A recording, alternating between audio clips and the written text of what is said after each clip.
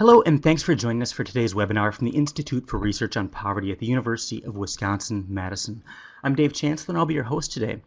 We have a great webinar coming up in the next hour, and we're going to be hearing from Jennifer Doleac and Benjamin Hansen about the unintended consequences of ban-the-box policies. Professor Doleac is an assistant professor of public policy and economics at the University of Virginia's Batten School.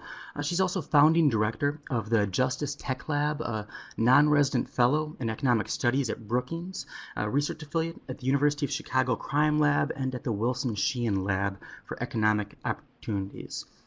Professor Hansen is the W.E. Minor Professor of Economics at the University of Oregon, and he's also affiliated with the University of Chicago Crime Lab, the Institute for Labor Economics, and the National Bureau of Economic Research. So I want to thank both of them for being here today. I also want to thank the Office of the Assistant Secretary for Planning and Evaluation, or ASPE, for their support of this webinar series. Of course, any viewpoints expressed during this webinar don't necessarily represent the views of ASPE or IRP.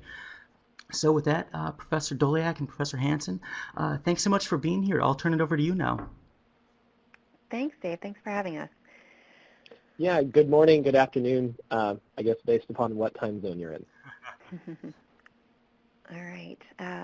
So we're going to be talking about the study that we've worked on together, as well as giving you a little bit of context about kind of the broader literature on this. I think in general, we spend enough time working on one paper at a time that we can get wrapped up in what any one study says, but I think especially when you're thinking about making policy, it's important to think about the impact of an entire literature, what the entire literature is saying.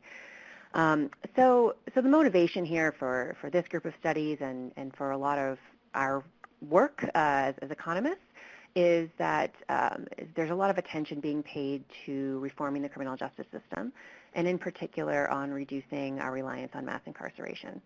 So the good news here is that because of this public interest in doing this and the momentum that's been building, people are now being released from prison faster than they're being admitted. The bad news is that about 2/3 of those who are released will be rearrested within 3 years. So obviously, if we want to make further progress along these policy dimensions, we're going to have to figure out a way to break that incarceration cycle. Now, there's some evidence, and I think there's just sort of general intuition suggests that access to employment could help people rebuild their lives after they get out of jail or prison, and could help reduce recidivism. And so there's a lot of policy interest in figuring out ways to increase employment rates for those with criminal records. Now, the problem is that employers are reluctant to hire people with criminal records. So there's a foundational study from Diva Pager from 2003 where she sent out, or actually had actors go out and apply for jobs, randomizing whether or not they had a criminal record on their job application, and some of the applicants were white and some were black, and then she saw how many of those applicants got calls from the employer suggesting they would be interested in having them in for an interview or offering them a job. And as you can see in that graph, there were clearly racial differences in callbacks, which we know from a really large literature that racial discrimination is certainly active in employment markets. But she also found what a lot of anecdotal evidence had suggested might be true, that those who have a criminal record were called back at lower rates than those without a criminal record. And this was important because having a criminal record is correlated with a lot of other stuff, lower education, more limited work histories that might have explained lower employment rates for those with criminal records. And what this study showed was even when you hold all that other stuff constant, the employers really responded very negatively to the criminal record itself. And so as we think through the impacts of ban the box and what other policies might be effective here, I think it's helpful to think through why employers might care about that criminal record. Why would employers want to discriminate against people who have some sort of conviction on their record? And this is somewhat of an open question, but my hunch as a researcher is that it's most likely due to what economists would call statistical discrimination. That it's not the record itself that they care about, but that they view the criminal record as a negative signal about other qualities that they actually do care about. So if we think most employers just want to hire reliable, productive employees who are going to show up every day and do a good job, then they might not care so much about that record itself, but if they think that a criminal record is correlated with not being that reliable or not being that productive, then they might try to avoid hiring people with criminal records because they think it's a good way to screen out the applicants who wouldn't be as good for the job. And so just to give you a bit more of a sense of why there might be that correlation, data on this is not great, but we do have a general sense that people with criminal records on average have lower education, they have less work experience and interrupted work histories. We also know that jail and prison populations tend to have very high rates of untreated mental illness and substance abuse histories and also emotional trauma, and all of those things could be made worse by the experience of incarceration. We also know, as I mentioned earlier, there are very high recidivism rates for those coming out of jail and prison, and that alone could also mean that someone who was recently convicted and recently released from prison is very likely to be arrested again in the near future. So if an employer is just trying to find someone who is going to show up every day and that they can count on, those high recidivism rates might mean that they're not as good a bet as someone who doesn't have that recent conviction on their record. Now, of course, for society, it's better if we think that that employment can help reduce recidivism rates. We would all prefer that the employer sort of take one for the team and give that person a job. But I think this is all pointing to why an individual employer might view it as against the best interest of himself as a business owner or the best interest of his business. The other factor that comes up a lot when you talk to employers and when you look at employer surveys is that hiring someone with a criminal record could put that employer at risk of a negligent hiring lawsuit. So most state laws and as well as EEOC guidelines tell employers to use their reasonable judgment when considering a criminal record in the context of the job responsibilities. So they're not allowed to have a blanket policy that says they won't hire anyone with a criminal record, but they need to think about what that record was, how long ago it was, exactly what it entailed in the context of what that person will be doing on the job.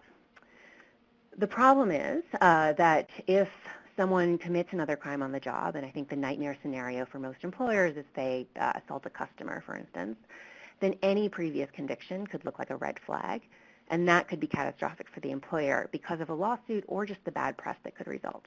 And so even if the probability that kind of thing happens is really low, it's reasonable for an employer, if they have a number of applicants to choose from, to always call the person without a criminal record first if they want to avoid the risk of this type of catastrophic event.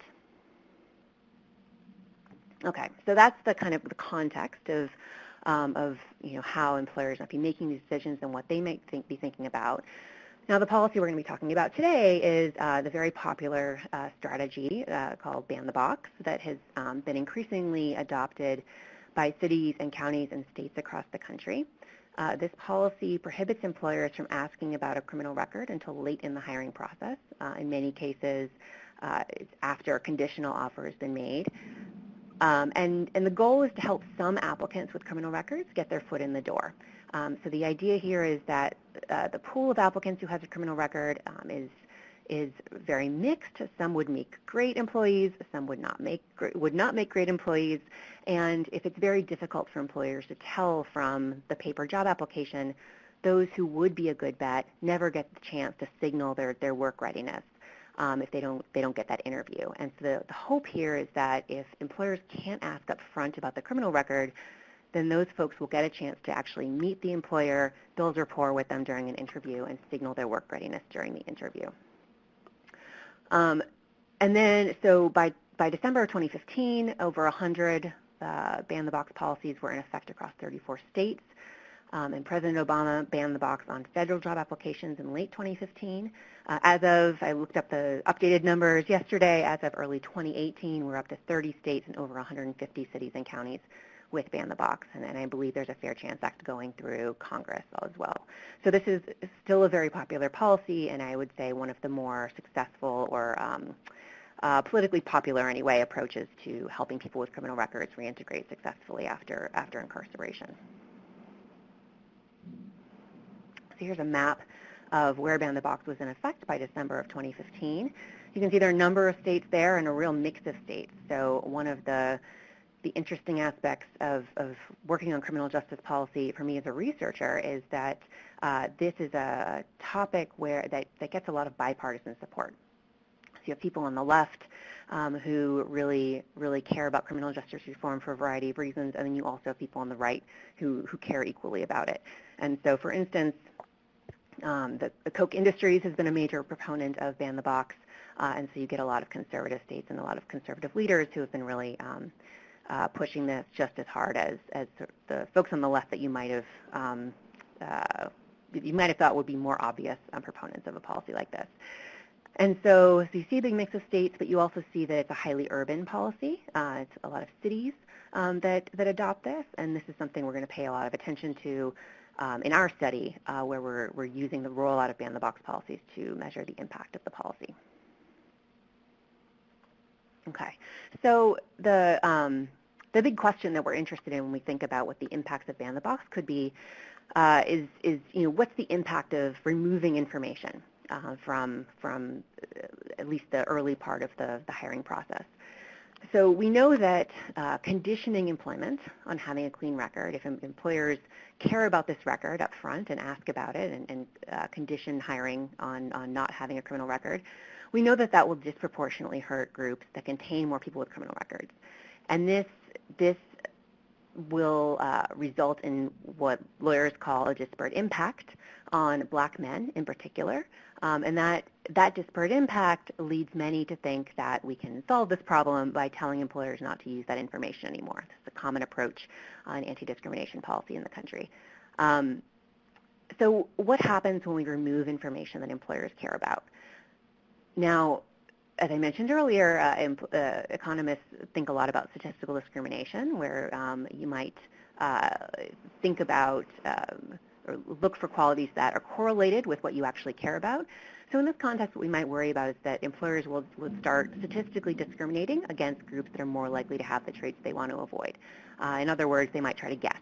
So if you take the information away that they care about, they might simply try to guess who has the traits that they want to know about when they can't just ask up front. And that effectively broadens the discrimination from some members of that group to the entire group. And in practice, what winds up happening is that hurts disadvantaged groups more than it helps them. And this, we now have a growing body of evidence that shows that this has happened in a variety of different contexts. So there's one study by Abby Wozniak on drug testing from 2015, where she looked at the impact of allowing employers to drug test employees or banning them from drug testing employees, and sees what the impact of allowing those drug tests is on employment for different groups. And she finds that when employers are allowed to drug test their employees, hiring of black job applicants increases. I believe that employment for low-skilled black men in particular increased by about 7 to 30%. So the implication there is that when employers weren't allowed to do drug tests on their employees, they appeared to use race as a proxy for drug use. And so allowing those drug tests allowed black men who weren't using drugs to signal that status and get the job. Similarly, there have been a couple of studies looking at the impact of credit check bans, and a similar sort of story held there. So when employers weren't allowed to ask about the credit histories or check the credit scores of job applicants, hiring of black applicants fell. And so again, we can see this statistical discrimination story where employers, when they weren't allowed to ask about the information they cared about, they used race as a proxy and assumed that black applicants had lower scores, which kept those who would have gotten a job if they had been able to simply provide their credit score up front. Those folks weren't getting jobs anymore, so it actually reduced employment for black men. And finally, it turns out that there is a whole literature looking at the impacts of increasing access to criminal records. So this problem that, this perceived policy problem that it's very easy for employers to check applicants' criminal records is actually a relatively new problem. This really wasn't an issue until the internet and computer databases became cheaper and more accessible.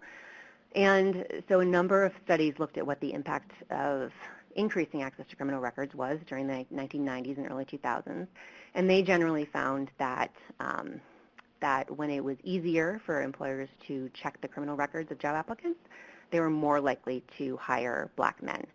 And so obviously that foreshadows what we're going to find with our Ban the Box study, and I will turn it over to Ben at this point. Great. Thank you, Jennifer, and thank you for everyone for participating today. So as Jennifer had noted, Ban the Box has been a recently politically popular policy with its intent to increase employment for individuals with criminal records. However, the one thing that Ban the Box doesn't do is it doesn't address the fundamental underlying concern that many employers could have about hiring someone that has a criminal history. And if that information is kept hidden from employers, they might instead discriminate upon things that they can observe because they can't directly observe the criminal history. And so some of the things that they could discriminate on that they can observe might be gaps in work history, or other things that they could observe could be the race of the applicant. And there's a couple of recent studies, including ours, that address this issue head-on by examining the effects that it has on racial disparities in employment. So before we talk about our study, another notable one is a field experiment conducted by Egan and Starr, recently published in the Quarterly Journal of Economics. They did this field experiment in New Jersey and in New York City. So those are two locations that passed Ban the Box laws in 2015. And the main innovation of their study is that they were able to do this field experiment for both white males and black males, both before and after the Ban the Box law went into effect. And so afterwards, they can measure the extent of discrimination that could have been occurring racially, the extent of discrimination that could have been occurring based upon the presence of a criminal record, and then observe how this changes after the Ban the Box law goes into effect. And as you can see on the figure on the slide, prior to the Ban the Box law going into effect, black males were called back for subsequent employment interviews at about 12.7 percentage points. And prior to the, if they didn't have a criminal record. If they did have a criminal record, however, only 8.4% of them were called back. Likewise, if we examine white males applying for jobs, 13.8% of them would get a callback for a job prior to the Ban the Box law, and if they didn't have a criminal record. And if they did have a criminal record, that fell to 8.8%. So roughly comparable callback rates, although it's a little bit higher for white males without a criminal record. After the Ban the Box law goes into effect, although they, had randomized whether or not individuals had a criminal history, at this point employers can't separately identify those with the fictitious criminal record from those that didn't. And what they observe is that the callback rate drops for black males, and while it simultaneously increases for white males. And this increased the racial disparity in callbacks by roughly sixfold. And if there was any group that is estimated to benefit from this policy, it's white males with a criminal record. And that actually goes at odds with the original proponents of Ban the Box laws, who intended for Ban the Box to help those with a criminal record and also to close racial disparities in employment outcomes. So this is, of course, is a well-designed study that offers gold standard evidence that Ban the Box laws can have effects on racial disparities in callbacks, which we think would then translate to gaps in employment outcomes. So the paper that Jennifer and I wrote examines the effect of Ban the Box laws as they rolled out across the country as a quasi-experiment or a natural experiment. And so we tested the effects that these policies had on employment rates for young men with less than a college degree. And we found that employment for black men fell by 3.4 percentage points, roughly a 5% decrease. Employment for Hispanic men fell by 2.3 percentage points, roughly a 2.9% decrease, and that this had no net impact on the employment rates for white for white men, although we do also find a positive effect when we restrict attention to ban-the-box laws. So one way of visualizing this graphically is to plot just the trend in callback rates for white males and for black males. So the left graph is for white males, the right graph is for black males. And the blue line represents MSAs that adopted ban-the-box laws, while the red line represents those that did not. And as you can see, the overall trends for the ban-the-box adopting MSAs and those that didn't look similar going into the law passage. And afterwards, we don't see any divergence for those that didn't pass the ban-the-box law. However, for black males, we see similar trends going into the adoption of the ban-the-box law, but we see a divergence in the employment outcomes with the ban-the-box adopting MSAs showing lower rates of employment after the law is passed. The data that we use for our study comes from the current population survey. So this is a monthly panel, or should I say, it's a monthly repeated cross-section conducted by the Bureau of Labor Statistics. And roughly 60,000 households are interviewed every month. There's a 90% response rate, so this is a very well-known, well-studied survey. It's going to exclude any individuals that are in the military or that are institutionalized, including those that are incarcerated.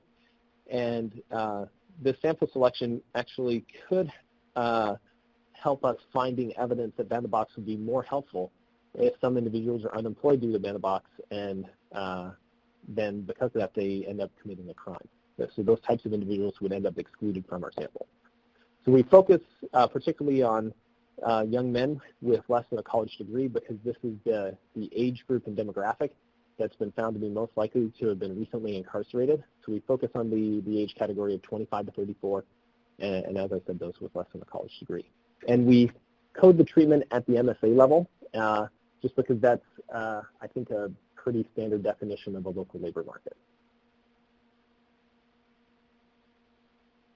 The main regression equations that we estimate are linear probability models that estimate the likelihood that an individual is employed. So the outcome of interest on the left-hand side will be employment. And then on the right-hand side of our regression equations, we're going to have an indicator for whether or not a ban-the-box law is in effect in a particular MSA. And then we'll also have controls for MSA fixed effects.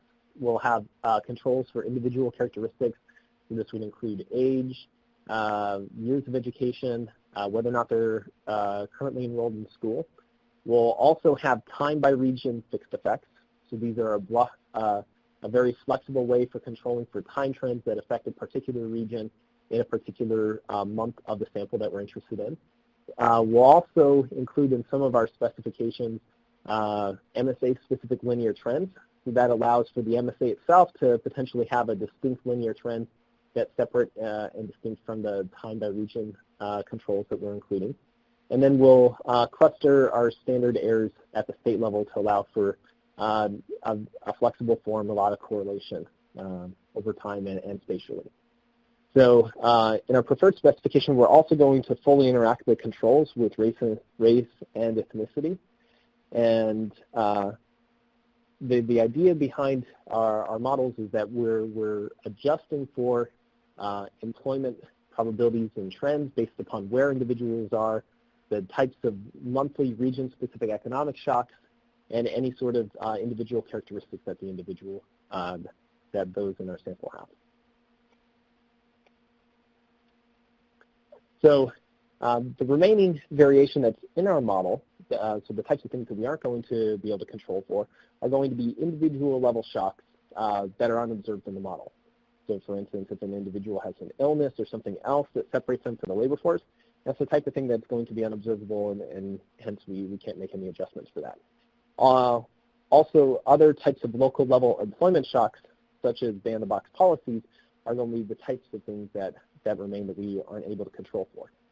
So the key assumption that underlies our model that allows us to interpret in a causal fashion beyond just measuring a linear correlation is that no other local employment shocks happen to coincide with the adoption of ban-the-box laws.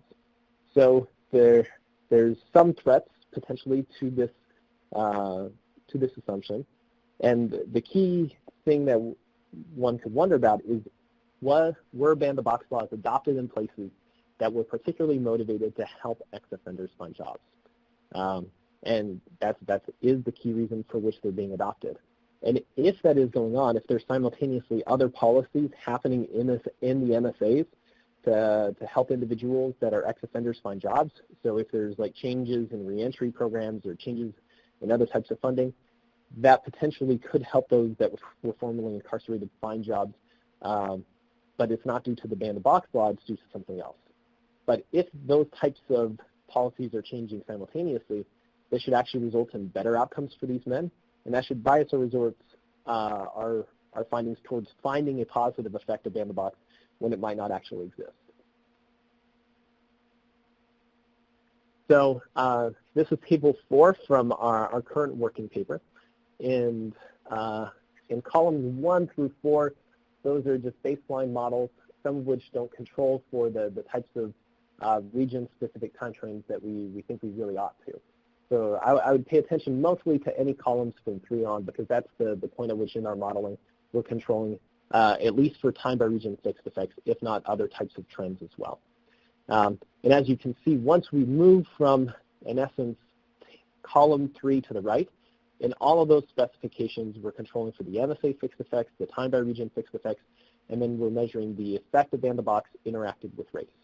And consistently, we find across all the different types of specifications that we could estimate that the overall net impact on black males is going to vary from 2.9 percentage points to perhaps as large as 3.2. Our estimate is very robust, both in its sign and in its magnitude, to the variety of specifications that we potentially could estimate. When we estimate the model fully interacted with race, so that's in column 5, which is our preferred specification, we find again there's no impact of ban-the-box laws on the employment for white males. We find that there's a 3.4% decline in employment for black males and a 2.3 percentage point decline in employment for Hispanic males. We also have some other robustness tests that we do, such as limiting the sample to only those with so only MSAs, so just looking at the more urban regions, and we find similar estimates. We also restrict the sample to just those that end up adopting a ban-the-box law at some point in column 7. And when we do that, we find overall similar estimates. So if we were concerned that just the regions that adopt a ban-the-box law are somehow in an unobserved way just fundamentally different than those that don't, and so the best counterfactual for a place that adopts the ban-the-box law is another place that does, but perhaps they just do it at a different point in time.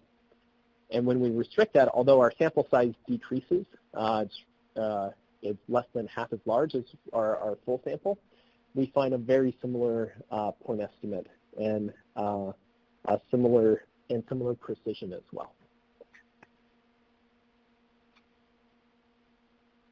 So in our last sample, where we also control for MSA unemployment, which we could think of as a control that could actually be endogenous to the ban-the-box law itself, if ban-the-box laws affected employment rates overall. But one concern could be, do the ban-the-box laws adoptions, are they just correlated with region-specific economic conditions? So although that might also be something that we could consider as an outcome, when we include MSA-specific unemployment as a control, again, we get an overall net impact of about 3 percentage points for black males and of around 2 percentage points for Hispanic males, with no estimated and statistically significant impact on white males. So when we look at the persistence of the effects over time in Table 8, we find that the impact of ban-the-box laws is initially small, and then it consistently grows over time.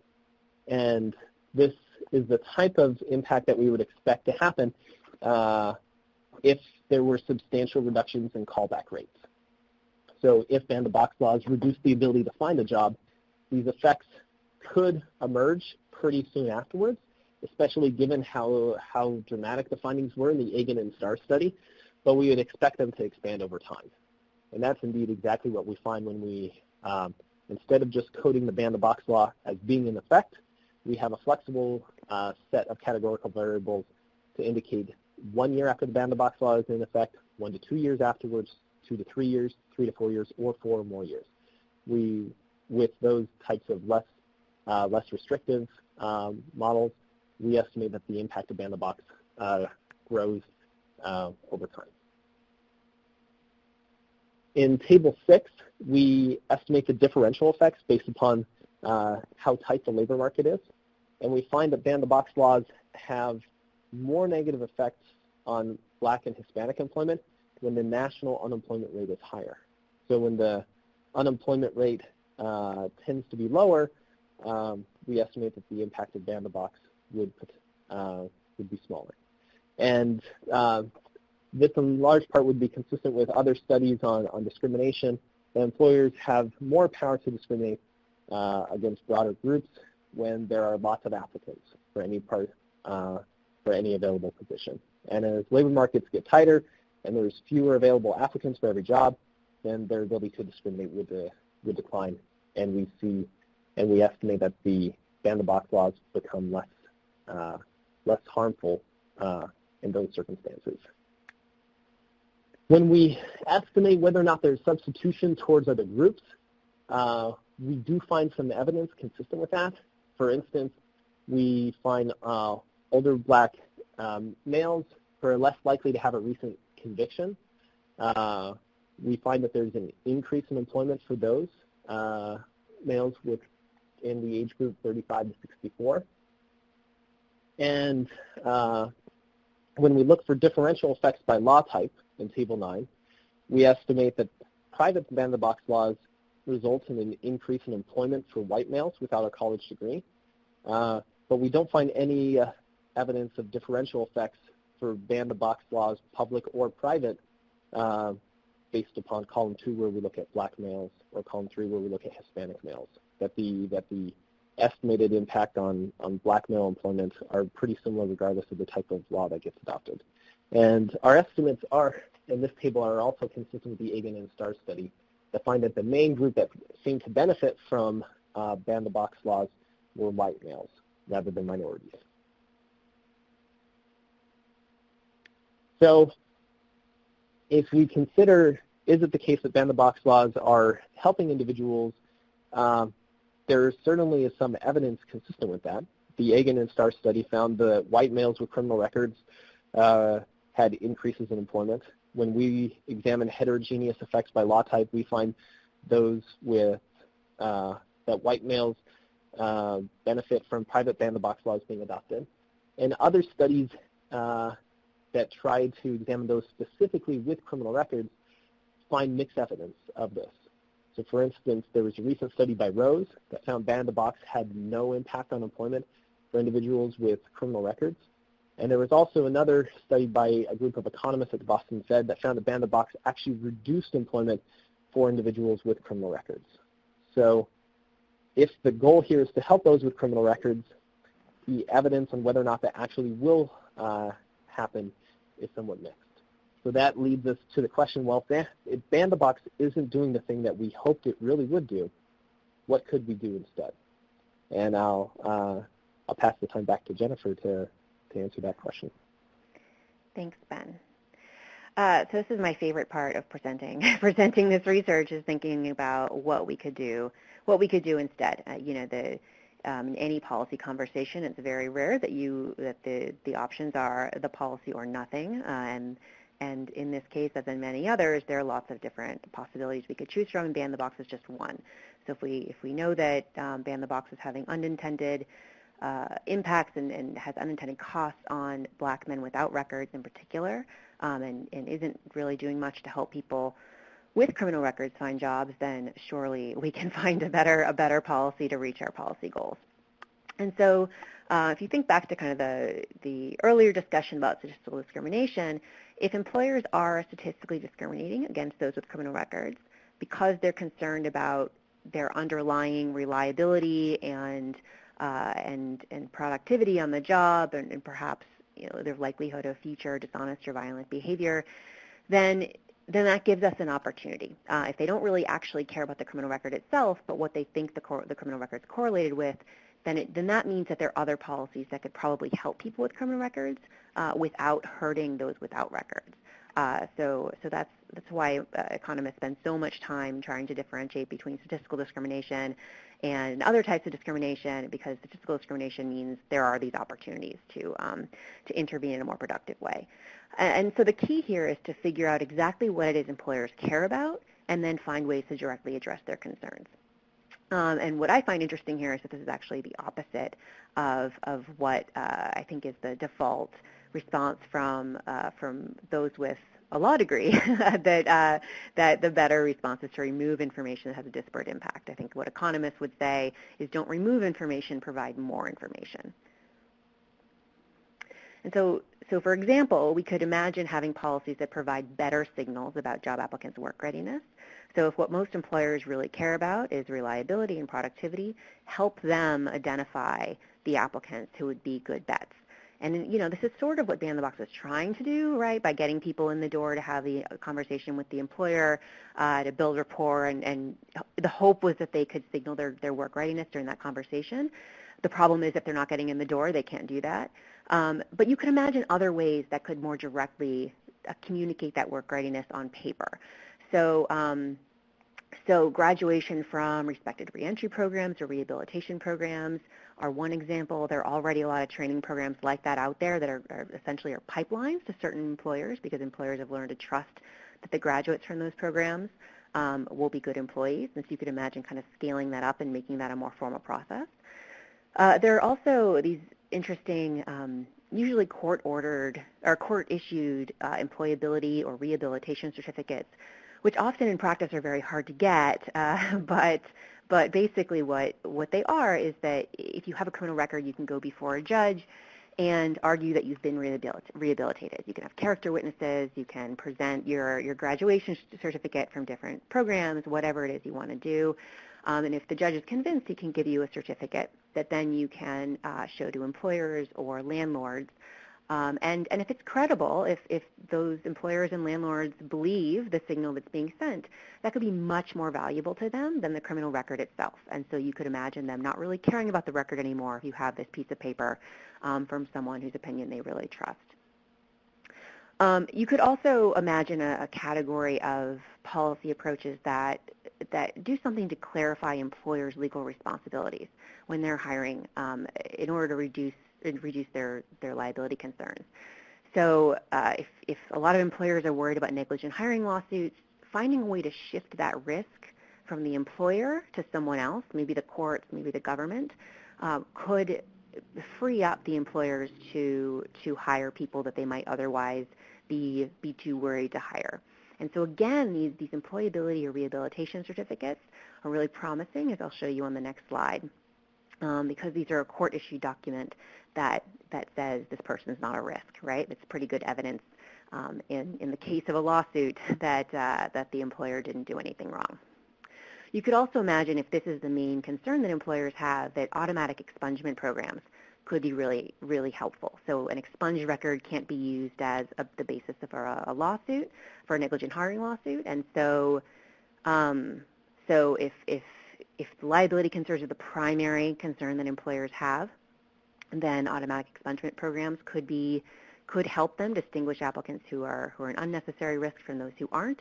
The potential problem there is if employers are actually using the record as a signal of productivity, then automatic expungement can actually backfire in the same way that Ban the Box does. This is actually an example of a place where experimenting and doing the research will be really important to sort out which of these types of programs will have the effect that we want and which won't. So here's a little bit more information on those employability certificates.